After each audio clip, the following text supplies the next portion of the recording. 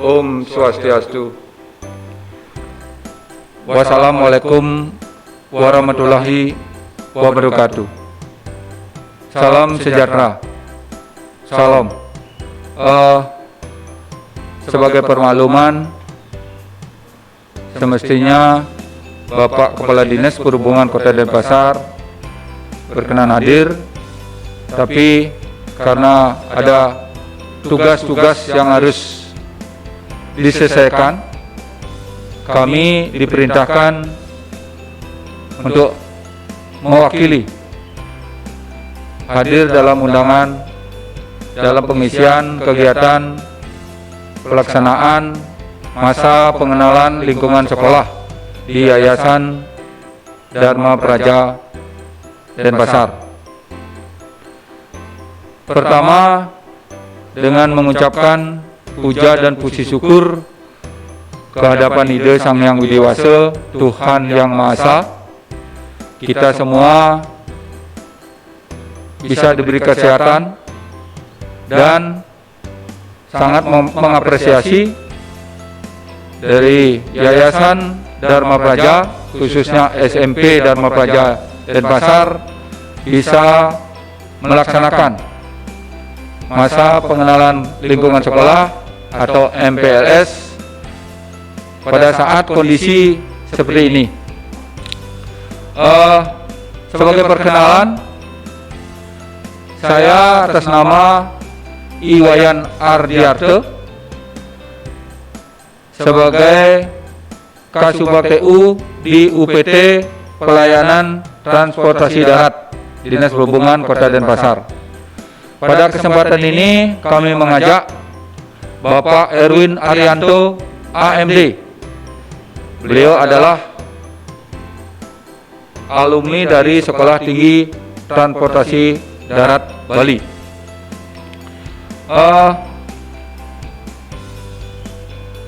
Kami dari Dinas Perhubungan bertujuan untuk mewujudkan penyelenggaraan pelayanan perhubungan yang terintegrasi, terpadu, aman, tertib, dan lancar. Yang jelas mengutamakan keselamatan berlalu lintas. Sekali lagi, walaupun dengan kondisi saat ini, kami sangat mengapresiasi kepada Bapak Ibu dari Yayasan SMP Dharma Praja bisa mengundang kami, walaupun dengan keterbatasan dengan cara seperti ini, tatap muka, media daring, kita bisa melaksanakan kegiatan ini. Mudah-mudahan adik-adik siswa yang ada di SMP Dharma Praja bisa memperhatikan, mendengarkan apa yang akan disampaikan oleh rekan kami nanti terkait masalah tata tertib, tata cara berlalu lintas yang baik, benar, dan berkeselamatan.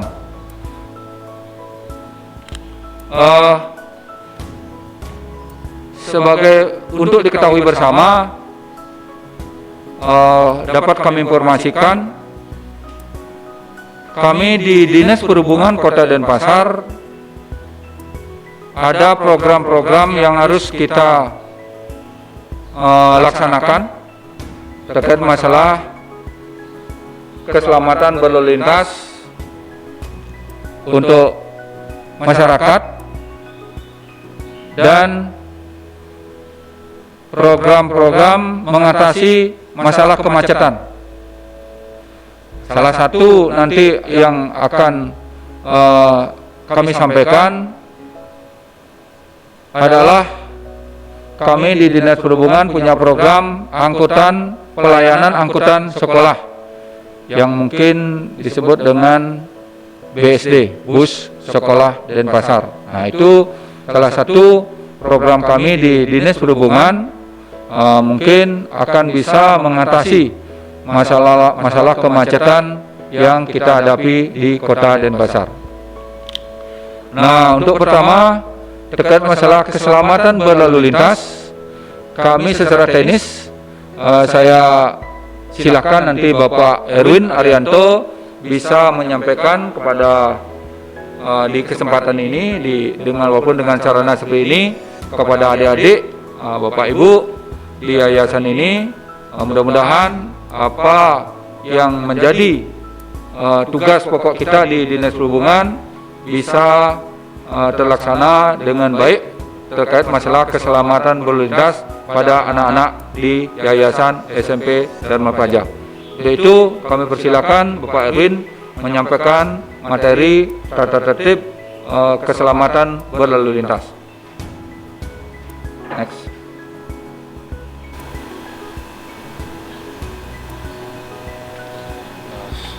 Soal disiplin berlalu lintas. Jadi saya di sini akan menyampaikan materi sekilas tentang materi keselamatan berlalu lintas. Jadi materi ini berkaitan dengan keselamatan kita di jalan. Jadi keselamatan itu terdiri dari dua kondisi. Yang pertama kondisi pelanggaran. Next. Nah, jadi keselamatan itu berkaitan erat sekali dengan pelanggaran maupun kepatuhan. Jadi contoh pelanggaran yaitu ketika seseorang atau kita mengendarai sepeda motor berhenti tepat di atas zebra cross ketika ada orang menyeberang jalan, itu salah satu contoh yang pertama terhadap pelanggaran. Jadi ketika orang menyeberang, upayakan kita berhenti di belakang zebra cross atau garis henti. Jadi tidak tepat pas di atas zebra cross, karena cukup membahayakan juga bagi si penyeberang jalan tersebut. Contoh pelanggaran yang kedua, kita mengendarai sepeda motor di atas trotoar. Jadi itu juga pelanggaran karena trotoar sendiri disediakan untuk para pejalan kaki. Ya, yang tentunya ketika kita naik sepeda motor, mengendarai sepeda motor di atas trotoar, kita sangat mengganggu mereka yang sedang berjalan kaki. Jadi contoh yang pelanggaran ketiga juga yaitu tidak mengenakan perlengkapan mengendarai kendaraan. Misalnya kita tidak memakai helm yang SNI, jadi naik motor tanpa helm itu juga pelanggaran dan juga menyebabkan bahaya juga bagi si pengendara tersebut.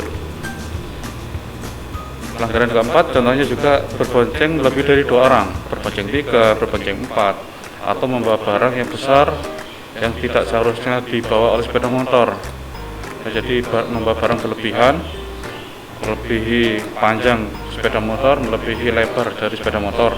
Jadi itu juga pelanggaran yang bisa mempengaruhi keselamatan di jalan. Jadi kondisi yang pertama yaitu pelanggaran, dan kondisi yang kedua kondisi kepatuhan. Jadi kita bisa selamat karena patuh.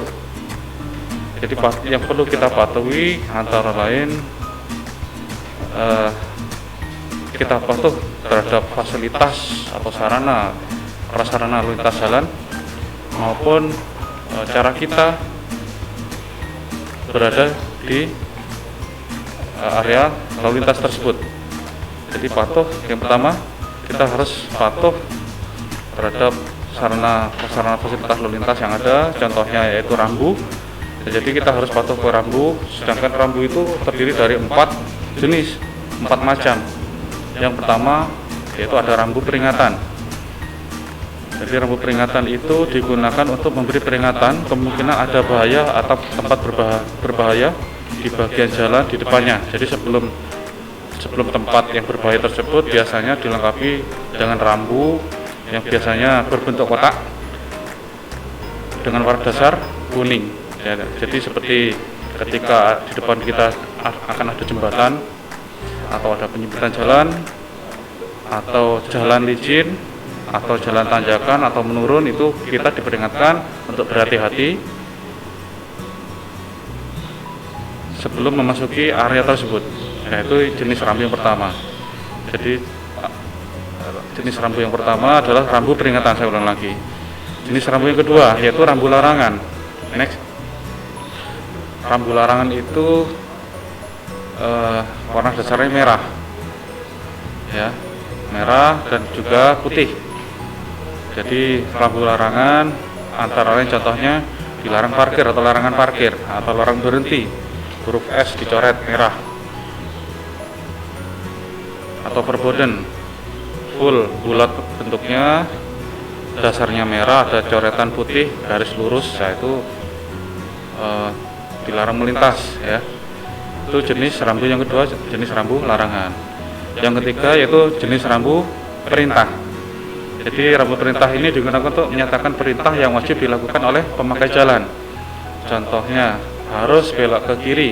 Jadi warna dasarnya biru, ada panahnya arah ke kiri.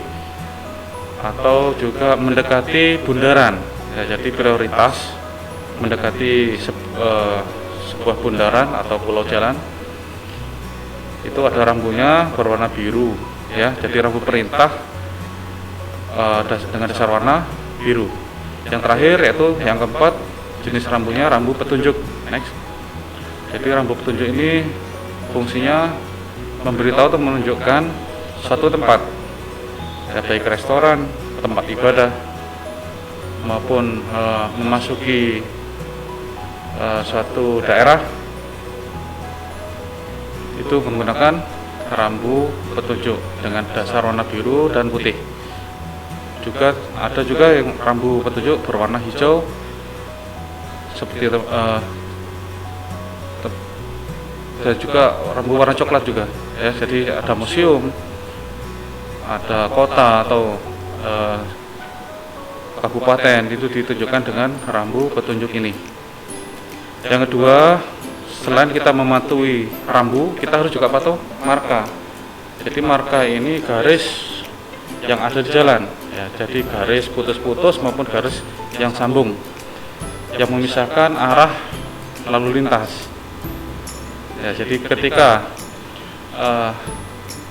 marka ini ada di badan jalan, ya, jadi ketika markanya putus-putus, itu kendaraan diperbolehkan untuk melakukan gerakan dahului. Jadi bisa melalui atau keluar dari garis itu dan kemudian masuk ke arah lintas semula. Jadi fungsinya marka ini mengatur gerakan lalu lintas. Ketika marka itu lurus tidak putus, berarti kendaraan itu dilarang untuk keluar dari atau melintas di atasnya garis marka ini. Ya, di Indonesia sendiri marka ini ada dua warna, yaitu warnanya putih. Jadi ketika warna putih, marka ini masih bisa diinjak atau dilintasi. Tapi ketika warna kuning, nah ini sudah tidak boleh dilintasi sama sekali.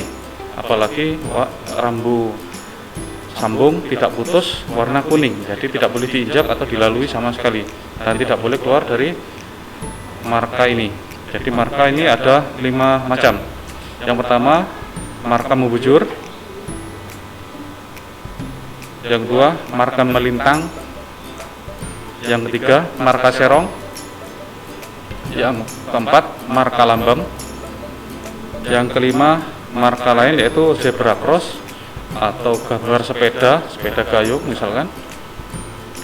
Ya, jadi itu ada 5 jenis marka.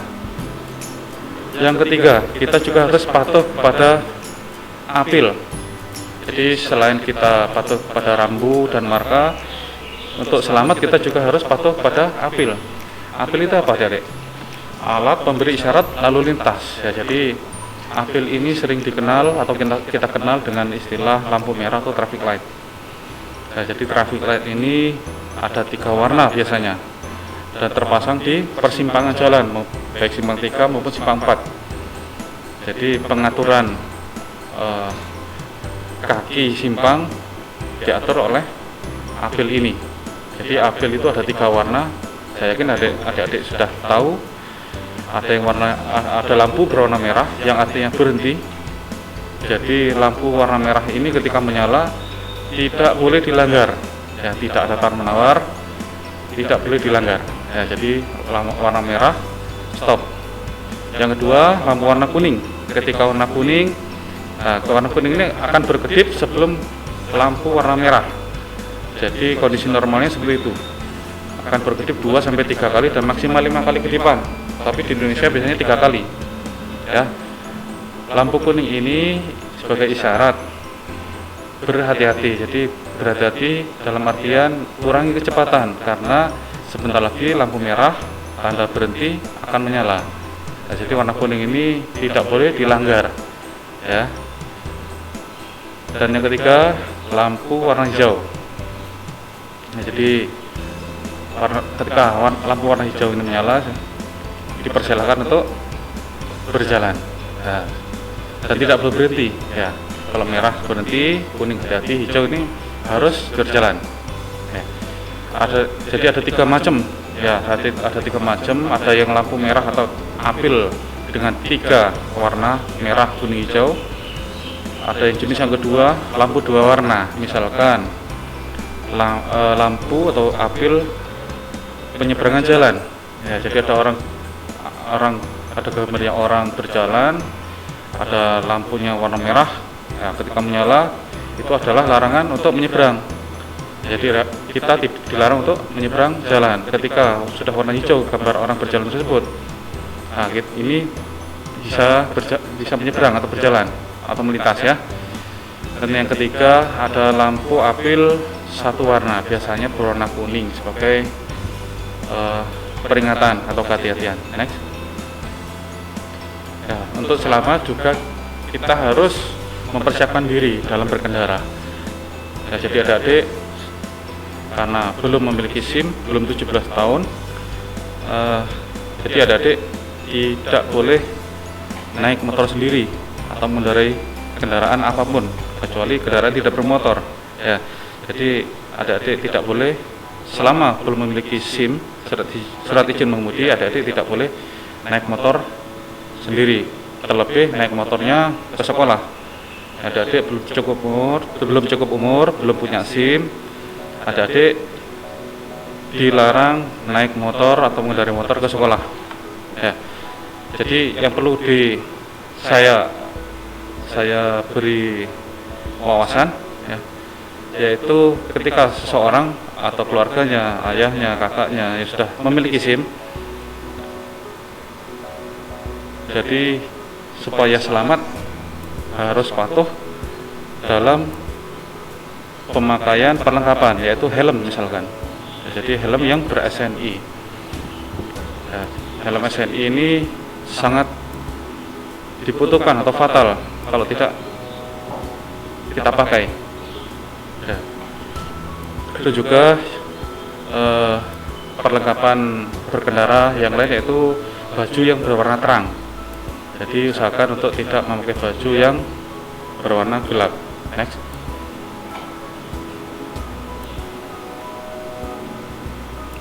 Next.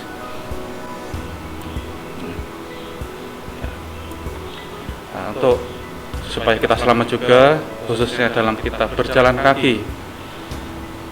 Ya, jadi kita menyeberang, sudah saya sampaikan tadi, ketika menyeberang kalau ada apil, kita perhatikan lampu apil itu yang gambarnya orang menyeberang atau berjalan. Ketika warna merah kita tidak boleh untuk menyeberang atau melintas simpang atau perempatan atau pertigaan itu.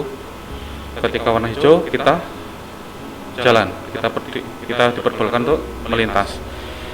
Terus juga ketika berjalan juga kita usahakan untuk memakai baju yang berwarna terang supaya terlihat oleh pengendara kendaraan dari kejauhan, terutama di malam hari. Jadi supaya terlihat jelas ya. Juga pemakaian payung. Nah, payung ini biasanya dipakai waktu panas atau terik atau juga ketika hujan. Jadi payung itu ketika memakai diusahakan untuk tidak menghalangi pandangan kita terhadap arus lalu lintas yang ada di sekitar kita, baik dari kanan, kiri maupun sisi depan kita. Jadi usahakan pakai payung tidak menghalangi penglihatan kita terhadap lalu lintas. Next.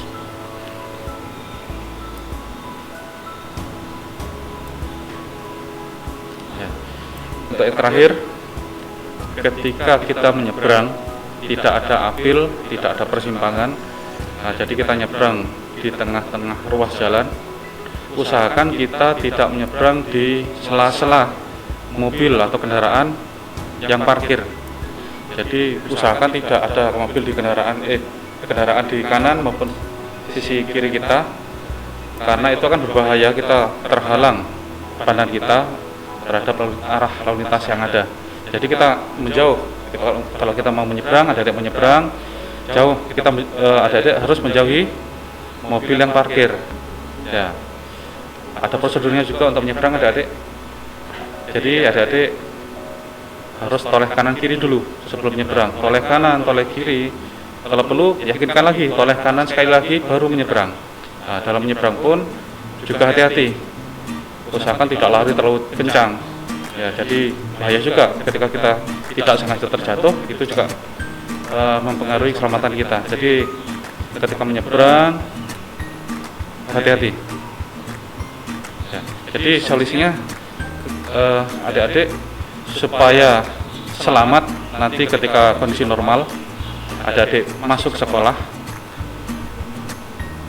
adik-adik sebaiknya tidak membawa atau mengendari sepeda motor sendiri ke sekolah. Ya, yaitu solusinya yang pertama diantar orang tua. Ya, adik-adik lebih selamat dan memang harus diantar orang tua, nggak boleh naik motor sendiri, mengendari sendiri, supaya adik-adik tetap selamat dan juga tenang di sekolah, tenang pulang pun juga tenang. Ya. Yang kedua, kami dari Dinas Perhubungan Kota Denpasar juga menyediakan layanan bus sekolah Kota Denpasar, atau lebih keren ya, biasanya masyarakat mengenal layanan ini dengan istilah BSD, bus sekolah Denpasar. Jadi bus sekolah Denpasar ini sudah berjalan kurang lebih 2 tahunan ya.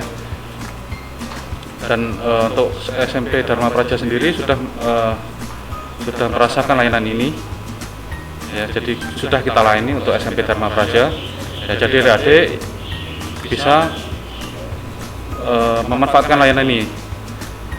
Ya, saya ulang lagi, adik-adik dilarang naik motor sendiri. Lebih baik adik-adik diantar ke sekolah nanti kalau sudah normal, atau naik bus sekolah supaya selamat dan juga tenang dalam belajar mengajar. Untuk layanan bus sekolah Denpasar ini secara detail akan disampaikan oleh Bapak Iwayan Adiarte sebagai Kasubag UPT Transportasi Darat. Sekian dari saya pengenalan tentang disiplin keselamatan berlalu lintas. Salam disiplin berlalu lintas.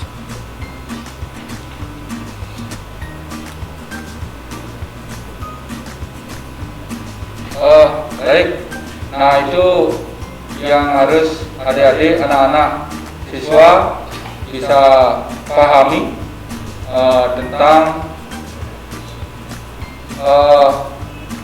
tata tertib berlalu lintas.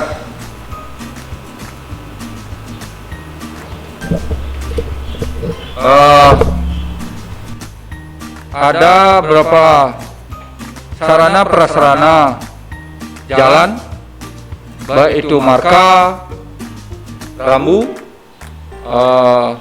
dan alat lain seperti apil dan trotoar yang bisa ditaati, apa itu rambu larangan, rambu perintah, dan rambu petunjuk. Apa itu marka sudah dijelaskan tadi. Nanti kalau ada anak-anak, adik-adik yang belum paham tentang sarana prasarana lalu lintas, bisa ditanyakan kepada kami. Dan apa yang disampaikan tadi oleh Bapak Erwin sebagai acuan dari Undang-Undang 22 tahun 2009 tentang lalu lintas dan angkutan jalan. Usia anak-anak, adik-adik semua belum dibolehkan untuk atau belum tidak diizinkan untuk menggunakan sepeda motor. Dan juga kami di Dinas Perhubungan mengacu pada Peraturan Daerah Nomor 13 Tahun 2016 tentang penyelenggaraan perhubungan berkewajiban memberikan pelayanan kepada masyarakat untuk kelancaran berlalu lintas. Salah satu program kami di Dinas Perhubungan Kota Denpasar untuk mengatasi kemacetan itu dalam memberikan pelayanan kepada anak-anak, adik-adik sekolah adalah program pelayanan angkutan sekolah yang kita kenal dengan bus sekolah Denpasar. Nah, itu anak-anak baik SD maupun SMP akan diantar jemput tepat waktu, kita jamin akan selamat. Dan di bus sekolah itu sudah juga kami siapkan wifi atau mungkin sarana personal lain yang mungkin adik-adik bisa gunakan terkait masalah kelancaran, ketertiban berlalu lintas. Untuk kita ketahui bersama apa yang disampaikan oleh Bapak Erwin tadi, bis sekolah Denpasar ini sudah beroperasi dari tahun 2017. Nah, itu kita sudah saat ini sudah melayani 700 siswa yang harus kita layani setiap pagi, setiap hari untuk sampai di sekolah dan juga selamat di rumah. Nah, itu sesuai persyaratan anak-anak, terutama khususnya di adik-adik di SMP Dharma Praja, karena masih belum sesuai Undang-Undang 22 tahun 2009 belum cukup umur untuk menaiki menggunakan sepeda motor. Kami menawarkan pelayanan kami untuk antar jemput. Untuk proses persyaratannya nanti silakan menghubungi Bapak Ibu guru di yayasan, di sekolah, agar nanti bisa kita tindak lanjuti, bisa memberikan pelayanan kepada anak-anak untuk kelancaran belajar mengajar di sekolah ini. Sekali lagi kami sangat mengapresiasi kepada Bapak Ibu di Yayasan Dharma Praja bisa melaksanakan kegiatan MPLS ini walaupun dengan kondisi saat ini dan keterbatasan sarana prasarana. Mudah-mudahan keterbatasan ini bisa bermanfaat kepada adik-adik, anak-anak kita didik di sini untuk bisa ditaati dilaksanakan demi keselamatan kita bersama. Nah, itu dari kita di Dinas Perhubungan. Nanti kita persilahkan anak-anak, adik-adik untuk bisa memberikan suatu pertanyaan, pemahaman tentang berlalu lintas yang baik dan selamat.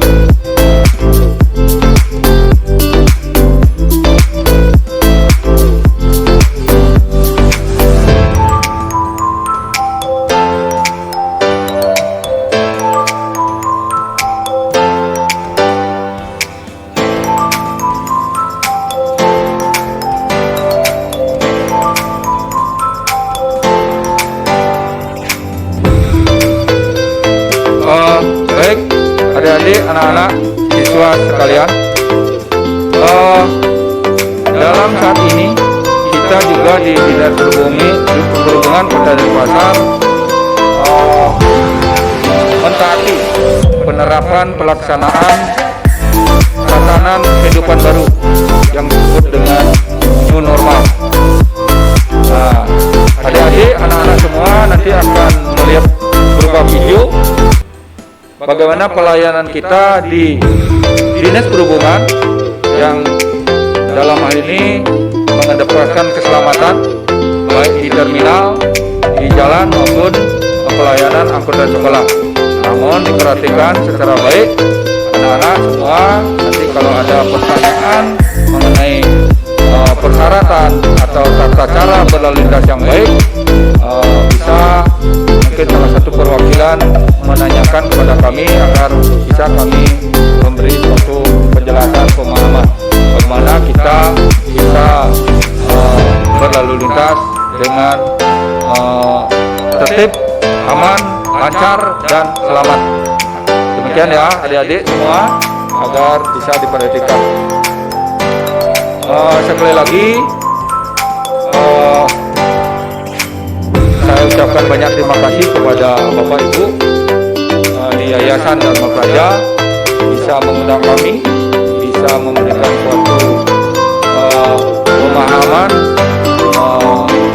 tentang berlalu lintas sesuai dengan tupoksi kami memberikan pelayanan di Dinas Perhubungan.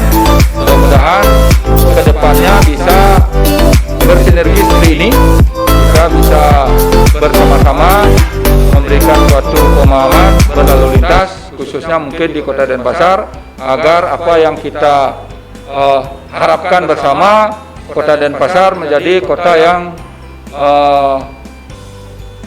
indah untuk dipandang baik dalam lalu lintas maupun dalam segi pariwisata lainnya. Nah, demikian kami dari Dinas Perhubungan sekali lagi ucapkan terima kasih kepada Bapak Ibu di Yayasan Dharma Praja untuk bisa melaksanakan MPLS ini dengan sarana keterbatasan, walaupun dengan situasi seperti ini bisa tetap melaksanakan kegiatan ini. Mudah-mudahan dalam kegiatan ini bisa berguna untuk pada anak-anak didik di sini, siswa di sini, untuk dalam kegiatan belajar mengajar selanjutnya. Demikian yang dapat kami sampaikan untuk mengisi kegiatan ini. Sekali lagi kami atas nama Dinas Perhubungan Kota Denpasar mengucapkan terima kasih dan mohon maaf dalam kesempatan ini seandainya ada hal-hal yang kurang berkenan di hati Bapak, Ibu, anak-anak semua. Kami tak lupa mengucapkan Paramo Santi. Om Santi, Santi, Santi. Om. Wassalamualaikum warahmatullahi wabarakatuh. Salam sejahtera. Salam.